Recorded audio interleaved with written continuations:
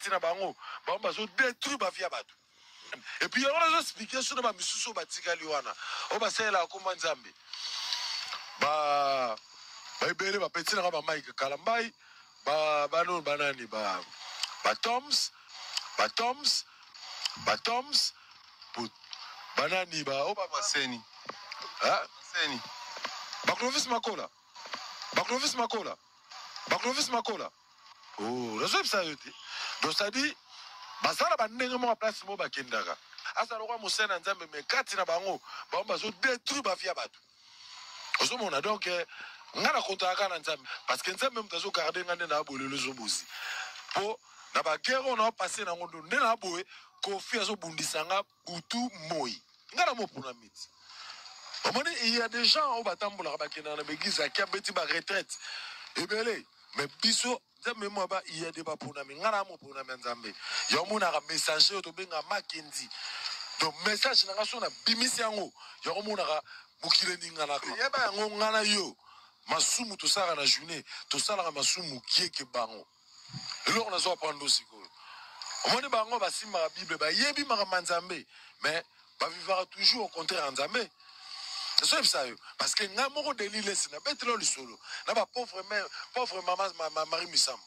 na ebiso ngamo na mona makambo ndo sa na Kofi ngazo bosi ça comprend donc Marie Misam boya na ngola nous appelle ça c'est ça fait le pays numéro 10 en beaucoup on comprend a tient hôtel là en face na ou Maramono le kawana kangam na ebiango na Xavier vous comprenez donc batambola na kuma nzambe lo lemo mekati na bango baza babutu babongo na te ayo sose na kata ba joso yambe pa le monoto mwana nzamba zati na toms eloko te bon na toms na eso eloko te Jésus Christ peuple de bon na lobi ale monoto tomba ba na kati ya adorer l'Éternel Gaël batu nyonso wana baela ka le monoto ya kosimba moto wanga na temple mona kingabwa ale monoto aboya bango nyonso wana bazalaki na Gaël ale monoto abesa ngo akisite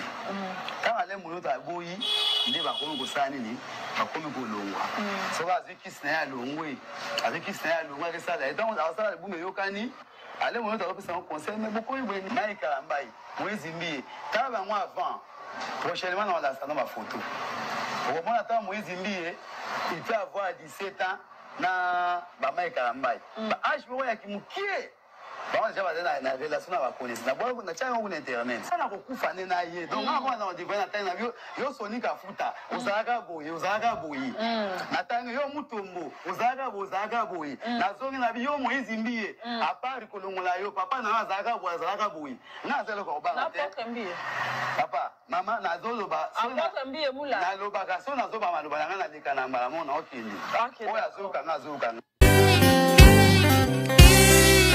Zambe na moya, olatike mo vanzina bo santu. Ozinga mina bangelo, bakoye mela kayo tongo pe popa. Zambe na moya, olatike mo vanzina bo santu. Ozinga mina bangelo, bakoye mela kayo tongo pe popa. MDG TV, une chaîne Wint pour la cause de Christ. Mafuta Yasika, Mafuta Yasika, Mafuta Yasika.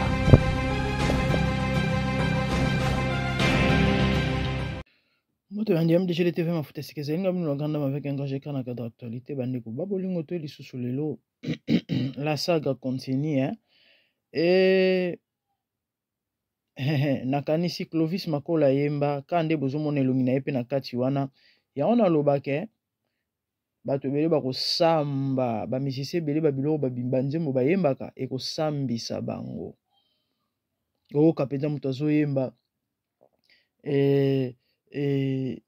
nakotika yo te nalapi ndai nalaki yo banda lelo ti lobi nga na yo suka te bandeko bakosamba bato wana bandeko na nga Clovis Makola yemba nzembo aliwa eza parmi banzembo oyo ya makasi surtout na bamatanga ya bakretien nzembo wana elelisaka bato nzembo wana soki ye moko azoyemba ngo eza nzembo si eleka kala mais soki ye moko azoyemba ngo en live oyo boinvite bobengisi ye nzembo wana elelisaka bato ye moko alelaka kaka nzembo wana elelisaka bato aloba eloko moko na nzembo wana alobi liwa azolobela baconséquence ya liwa lorsque la mort arrive makambo nini ekomaka na bavie ya bato aloba parmi baconséquence aloba liwa ebimisaka basekret lelo liwa ya dakumuda eke kokundola basekret ya kosakana te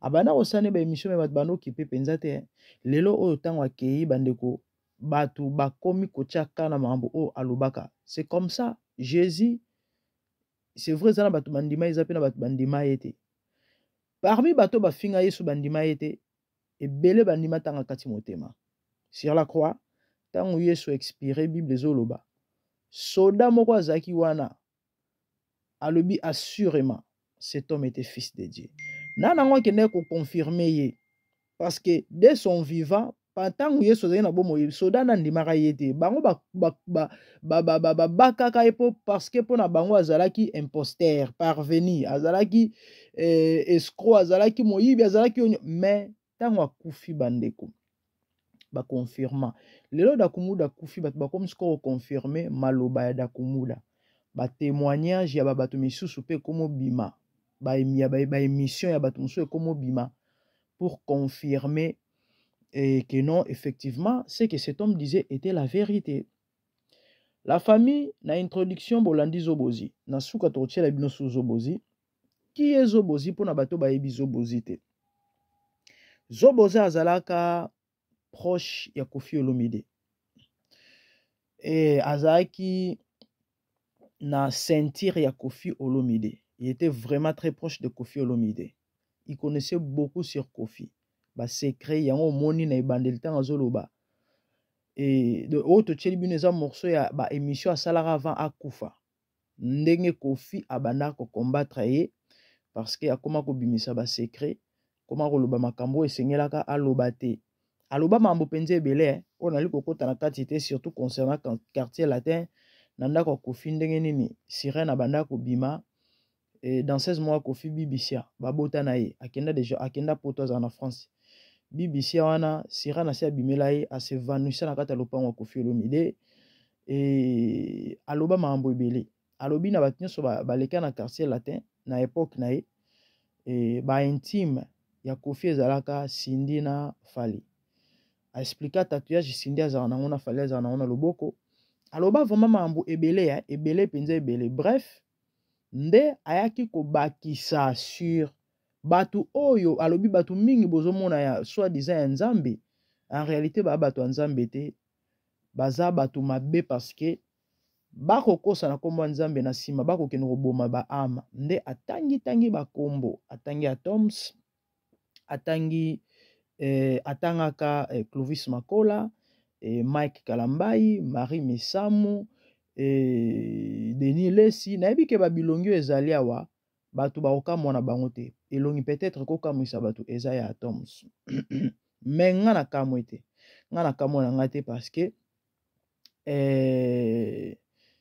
na parmi ba révélation na joie je peux confirmer que Atoms n'est plus avec Dieu message asuka na salaka ana émission nazala vraiment ba réserve belé nazali na besoin na loba makambo nyonso te mais je crois ba émission oyo ya babatu oyo nyonso et vous allez moko ba raison oyo je peux confirmer pe koloba ba makambo mosusu personnellement na mona pe na yebi et récemment na saki émission sur ndoto mona lotaki ya Nadège et en fait Atoms ndamba osenga na ye azongela nzambe azongela le premier amour et nde but ya émission na salaki yango na mais nazana besoin na loba na te ba makambo mosusu na mona mais je vais quand même profiter et naloba ba makambo na mona parmi ba makambo na mona peut-être moko to mibale plus ou moins 3 ans passés 2 ou 3 ans passés mikrombe na mbango ekoza ba 3 ans na sala songe moko bible ezoloba bandoto ebotama pe parfois na ba multitude d'occupation bokozala boye bosoli lisolo ya motu to olandaki nzembo to omonaki image ekolotiso mpe nzembo ndoto pardon ezalaka me wana bandeko eza te ko nalandaki émission to babe tosolaki lisolo ya Toms to nakanisaki rien eloko te nalali naloti ndoto je faisais partie nazaki moko kati na groupe ya Gaël Musique esali ke mokomusu toke répétition wana naomona na vision toke répétition tango toke répétition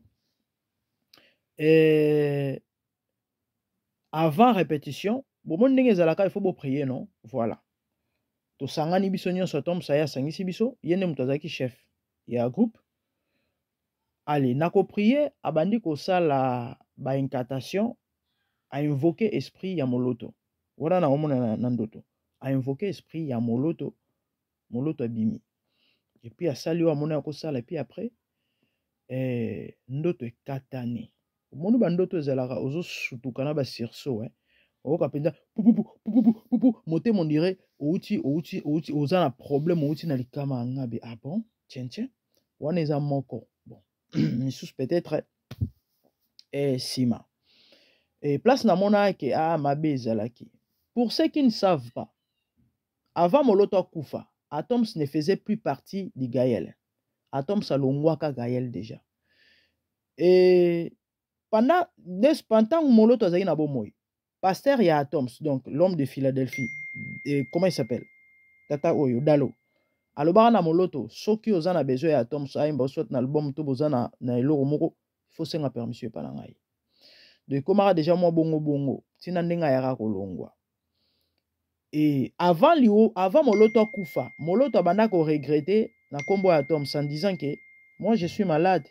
Votre frère azobeta ba concert, bato belé ba yebi lisolo oyo.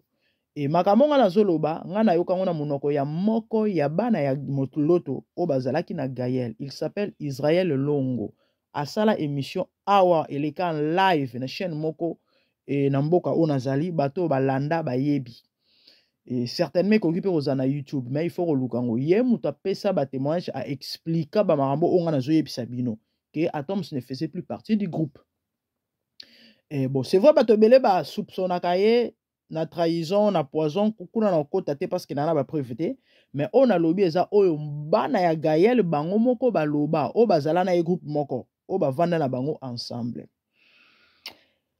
À part Zobozi et bon nayebi ke Marie Misamu wana tozana na mambuku to yero samba awate et l'Obama telme continue ko l'Obama Vaseline to na kutu na maramo lobate Denile sukutu ko lobate Clovis Makola peut-être et bon parce que bato belé ba yebi ete aza parmi ba musiciens ya moi Calin ba sala pe succès ba sala pe succès à l'écart Angola ou Angola surtout ba parler en Angola et ko ya France kala penza ba Clovis ba sala succès et vraiment ma casse hier avant ba misusu obaya donc le loi c'est comme ça on est sur l'album t et banzembo peut-être je sais pas ba concert ba nini na ebité mais ayoka na penza susute Clovis Makola zo rande pa banda ko kende et Zobozi abanda ipe ko monaï en fait ngana a confirmé mamzo Zobozi a lobi par rapport ya ba révélation au personnel na zoa et na lo confirmer parce que ka bato bazolo bato balobara non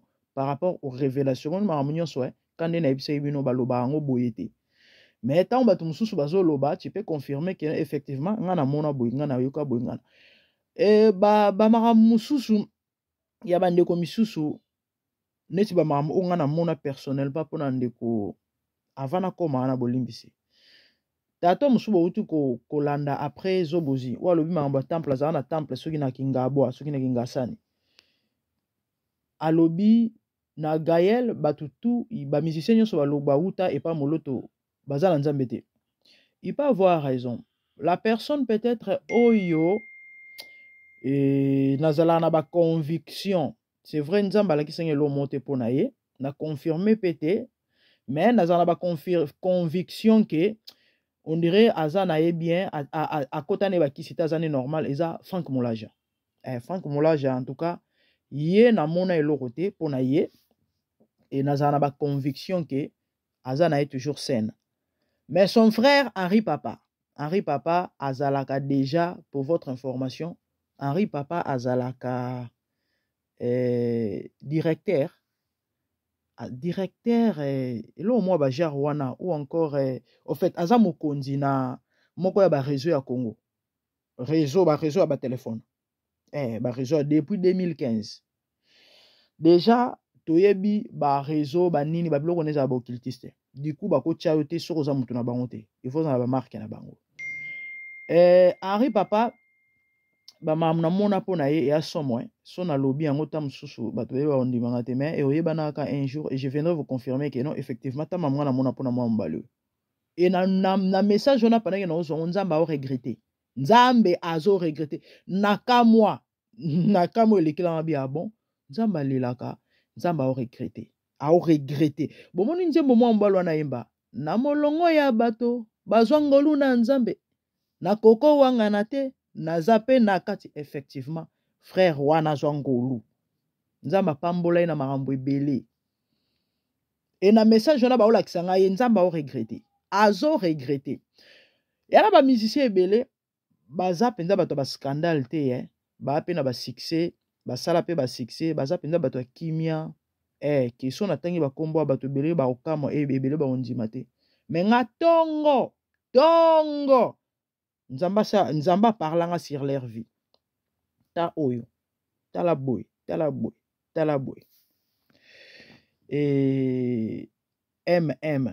ndeko moko mpe ayembaka boye banzembo ya rumba kombo ebanda na m non na prénom na ye nalinga mpe banzembo ne makasi mais dama mikolo koya tosalaka baémission donc oyo na olobela eza plus ya baoyo barévélation ebimi ebele je crois na sina loba na bino ke même mama loro mbongo mamonga na mona mpona loro mbongo eza somo mingi si je le dis bato baondima te personne ne me croira mais nzambe aka nzambe mamba tomso na mona ngo kale ya mike kuto ba 10 ans basuki ba 10 ans mais plus tard elobama bref la famille pourquoi nous faisons ces émissions quand on a épisode l'autre fois et pona kofungola bato miso kolakisa na bato koloba na bato que vous n'avez plus besoin ya kotiaka ba confiance epa na bato soit déjà bato na nzambe Bible ezoloba na livre Hébreu je crois na chapitre 5 quelque part que na batan lokola oyoyo muto ozala na besoin lakisa muninga su nzambe te nzamba ko grave esprit na ye na kati ya mutu et molimo wana obana ko enseigner bato problème ezaki kande na biso bino ba nzambe balingi koluka intimité na nzambe te bana na nzambe balingi basalelaka bango nyonso na place asambela ye moko na place alukelo nya nzambe na place développer intimité na nzambe ana tana ba fidélité akosala 4 heures de temps 5 heures de temps na TikTok agoko kende na ba distraction ba mama misusu mais pour sa genuine fils que 1 heure de temps c'est un problème siko na mamba molimo excuse ezalaka te yango moni bandeko ebele baolela omoni so oza mutu wana vie ya prière te so oza na vie ya prière moko équilibré te so oza mutu mopasaka ta na présence ya nzambe te kotanga bible kolukelo nya nzambe ndimela ngai spirituellement parlant tu seras d'abord faible et ozala pasi olonga ba réalité bela mokilo parce que vie eza bitumba vie obomone eza bitumba eza pasi olonga du coup baba na manipuler au kaka parce que malgré tout ça il y a des gens qui ne croient pas est-ce que vous savez malgré tout ça eza na bato ba ondima na bango te epesa bango to kanda ba ofinga pourquoi mais baza envoûté parce que ces gens au bozomona ba travailler ka pamba te ba passer à bakisi ba musicien bakisi ba travailler ka pamba te ba travailler ka na puissance et ya ténèbres donc il faut qu'on voûte bato pona bato na ba continuer ko ndima bango pona bato na ba continuer ko soutenir ko supporter bango ba église ya bato ebele ya ba pasteur ebele il y a de ces gens là on a besoin de prière te on a besoin de prière te si réellement tu as le Saint-Esprit on a besoin de prière te pour confirmer to o lobake mutoyo azala nzambe to azala nzambe te mbala moko ka tu peux comprendre que no mutoyo azala nzambe te ya na ngoya kosamba te. Mais malheureusement ebele bazo prétendre kosambela eloko wana kutu bayebi na bango te. Pona bango kaka o bozo sala o non bozo finga basali ya Nzambe bozo sala soki nini bozo loba soki nini bayebi na bango epa na bango ezoleka flou. Bible ezoloba il n'est pas étonnant que le diable se déguise en ange de lumière et se ministre, un ministre de justice. Timothée azoloba. Paul aloba na Timothée na livre à Timothée quelque part que ils auront l'apparence de la piété, mais reniant ce qui en fait la force.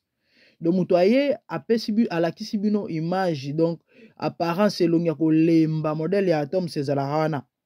Bomonika que non oh bonzambe mais bonzambe moko ezana te. Le pauvre il me fait pitié. Il me fait vraiment pitié. Ye ba piéger na banka yango bobole ya passer. Bazo ekala mutambo. Mais bon. Nzambe kama muto osambisa biso.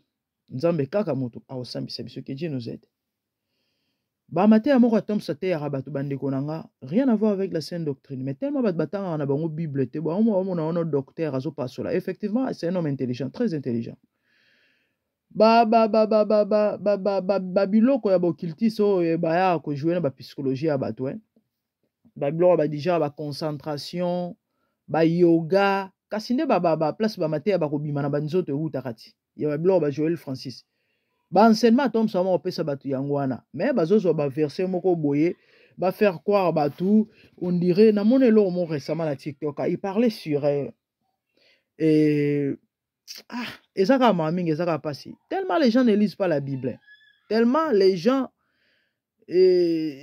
intimité na Nzambe eza maratro donc concentration mobulu du coup à comprendre na yete ya mona kama mbazo la kise yango moni lelo o batu misu ba initia bango ba yeba aisanke ayeba du coup akomi ko pumbwa na butu eza na ba enseignement ebele ba pasteur soit disant baza ko pesa ba bandimi eza ba initiation et lobi on mona muto akomi ndoki akomo pumbwa na butu ben oui akomo bima na nzoto et bato bele ba yeba mambo wana te que Dieu vraiment nous aide, que le Seigneur nous épargne. En fait mingi rolo bezali mais bon Nzambe asunga biso Nzamba sunga biso bandeko ça fait très mal hein babiloko ya boye ça fait vraiment très mal.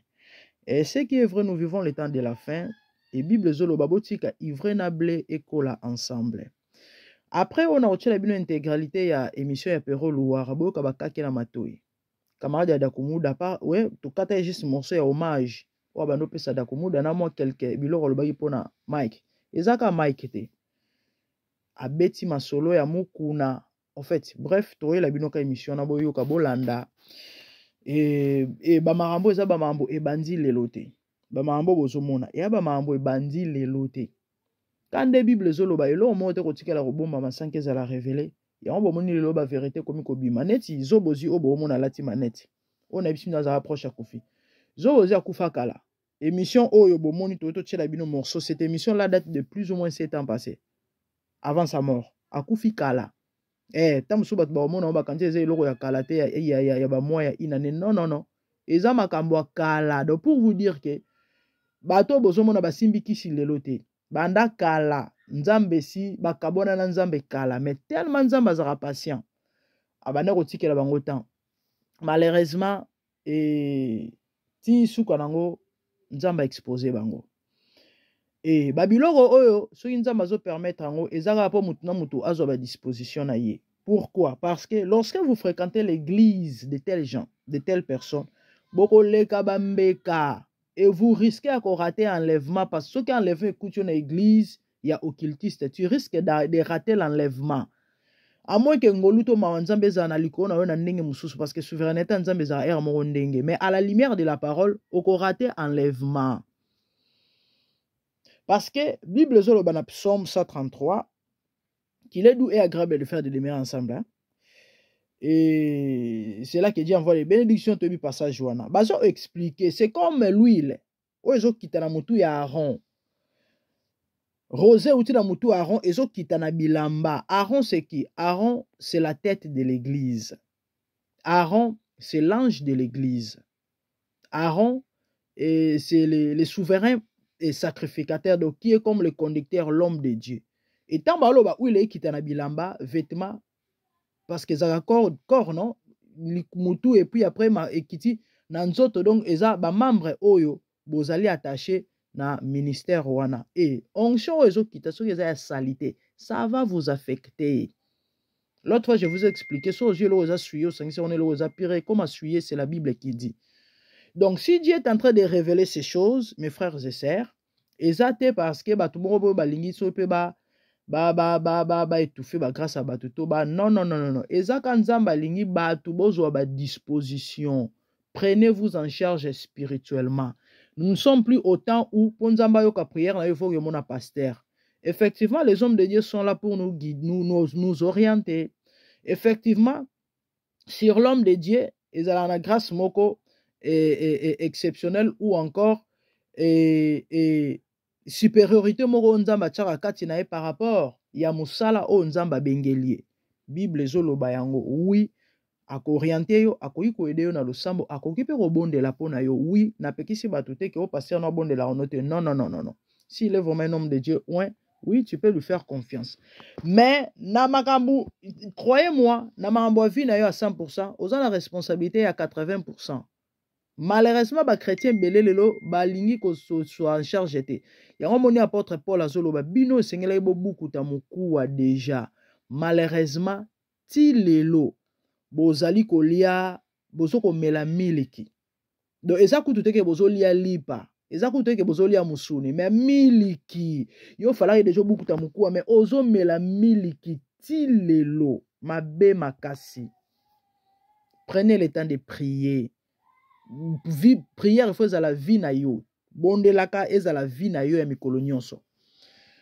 Méditation biblique il faut à la vie na yo ya mikolo nyonso. Nzamba azobisa Josué que ce livre de la loi ne se loin point de ta bouche, médite les jours et nuit. Et le repère sera mutu muscle force spirituellement yango wana parce que la Bible liloba pa eza parole de Dieu inspirée. Tant aux autres avec le Saint-Esprit, ils ont fungola yo mayele. Ba je mususu ba passer rebele bazoya nango ba ventir mususu ko skokara batnet bambongo oko comprendre que non o eza bonzambe te. Siko soko za mutu oza na connaissance te oko mema mana loyenge oko nzima. Yango moni est important ko tanga la Bible. So ozo comprendre te continuer kotika te prie avant d'ouvrir ta Bible que le Saint-Esprit t'aide et tu vas comprendre avec le temps malembe. Bisogno sont baliboso de temps la Bible, tout temps honnête ba journal. Mais après avec le temps, tu lis avec le Saint-Esprit, mon que ba rema ba révélation ozo fungoma. Et tant ozo bondela, eza ozo développer intimité dans Nzambe. Des amoureux ba koki kokola na bolingote so ba passerata ensemble te. Okoki jamais kokola intimité dans Nzambe so o passerata na présence en Nzambe te. Il faut oza na habitude ko bondela ka. Mikolo nyonso souvent. C'est très important. So ozo lexa 5 heures na ba TikTok et autres. 1 heure de temps la présence en Nzambe c'est loroté. Na tongo vola obima olamuki osambeli ofuka mosambeli. Pendant la journée, ceux qui causent en temps, prie. Mais ceux qui sont trop busy, na butu orozang sa lo samboté. Et avec l'état, ozo ko élargir espace. Au banane na 15 minutes 30, 1 heure, il faut au koba. Et okende au-delà. Nous comptons me permettre tolobela sire mystère et bomami na losambo. Batu mususu Dieu pas mené mutu na ba dimension moko mo ba faux prophète lo kuta ba sala ba spectacle ba kosa batuana. Effectivement le diable ne fait que copier Dieu. Il y a des dimensions que Dieu peut amener l'homme parce que l'homme est premièrement spirituel. L'homme est premièrement spirituel. Et pour développer ba capacité wana ezalaka eloko moko ya ba sacrifice ebele na ba consécration. Et nzamba salaka makambo wana. Sko batu wana tellement ba batu moko oyo bo santu consécration bazana tante bakina nzela mukuse siko wana bango siko baya kosala ba ventir bakosaka batu. Basimbi bakisi na bango bazoya bazokosa batu. Mais siko muto oyo azwaka ta ya koluka nzambe Dieu peut l'amener dans ba dimension sans mesure. Sauf que de nos jours, ils sont très rares. Quand je vous dis rare, très rare. Pourquoi? Parce que l'homme n'a pas le temps pour Dieu. Si vous avez le temps pour l'ensemble, Dieu n'aura pas le temps pour toi. Ils en a besoin, il y a besoin de bisous, à vrai dire. Ah. azana besoin na biso te à vrai dire. Bolingo na esalaka ke no sunga biso sa biso bolampo aza nzambe. Mais sinon mutu ne mutazana besoin nzambe. Donc bref, sokolungi o mata na molimo okoma soki ndenge nini yango wana sopo banda sope ko persaka mire o banda sope ko bimaka na mire dusolaka mire lokola William Branham na yebite. C'est possible, c'est faisable kati na bonzambe. Ezaka elobeli bato bayo kansaka no ngape na mo bimana nzoto neti Joel Francis non, eza elobeli. Donc si tu veux o mata na ba dimension, on ba je ba passer ba kosaka bato o bato ba mona bango ba extra. Non non non non non. So développer intimité na nzambe, nzamba ana capacité ko memona ba dimension oyo ke obondeli pona mutu abiki. Obondeli pona mutu miracle sale, mais oui, c'est notre portion. Obondeli pona mowe ya sekui, ezaka magie te, Dieu peut le faire. Mais est-ce que tu es disposé? C'est ça. Ezali kambo disponibilité, ezali kambo crainte ya nzambe, et puis ezali kambo ya obéissance na kati. Na sacrifice.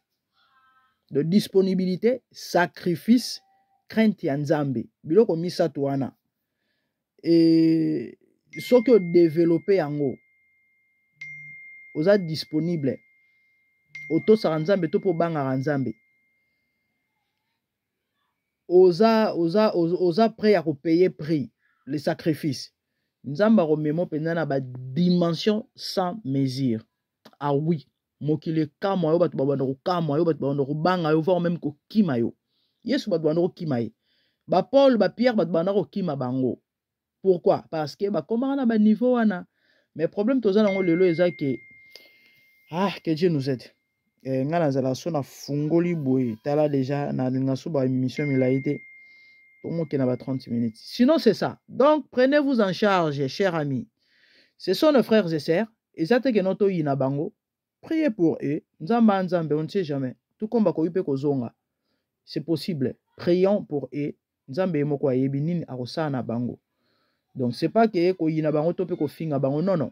Juste boye baza banani. Et boy za na attitude bon vis-à-vis na bango. Donc na baloyenge sous te boki na ba imposer bino ba maboko to boki na fréquenter avec église na bango parce que lorsque vous entrez ou encore vous partez dans de tels endroits Satan a quand de Bible lobi mutu mota tika poussa na pemela nzamba tika lolenge moko diable pe so ye na présence na ye na église ya mosali na ye to ya mokambi na ye o tika la lolenge moko te ba ko tikelo ba empreinte ya omonu ba to belé bazo ke na ba église aboye ba ko zana ba problème mo aussi la kate ba serré ba problème pourquoi ba ke na lokotaka milimo kuna ti do yango moni so nzamba lingi boye baba makambo yo eza po boye ba ko se soit en charge spirituellement lo yengete ko benga n'importe qui ko landa n'importe qui. Est-ce que vous savez que on peut vous influencer spirituellement quand on a un message aux Hollanda? Est-ce que boyebi pasteur mo Hollanda ke mingi soit na misala mabi soit na niveau élevé makasi ya spiritualité et que yo za faible akoki ko influencer to pe ko affecter négativement? Est-ce que boyebaka mutu nyonso za repesa litoite?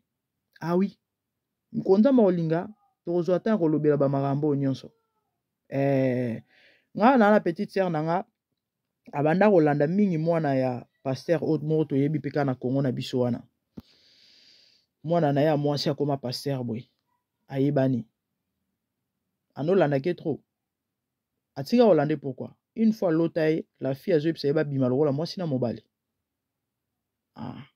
parce que déjà la fille ba période moi akoma ko kangama mingi na ba prophète ba PD ya Kinshasa lelo na ba monde wana koma so ke ko kota kuna so za mwasi okoma mobali so za mobali okoma mwasi okoma zo baninga basi mobali ba ko bando zona baninga mibali ou bien yo okoma zo baninga mibali lelo o ekoma bongo et alota ndeko wana zo psa bima et ça les somo banda wana landa ke sute.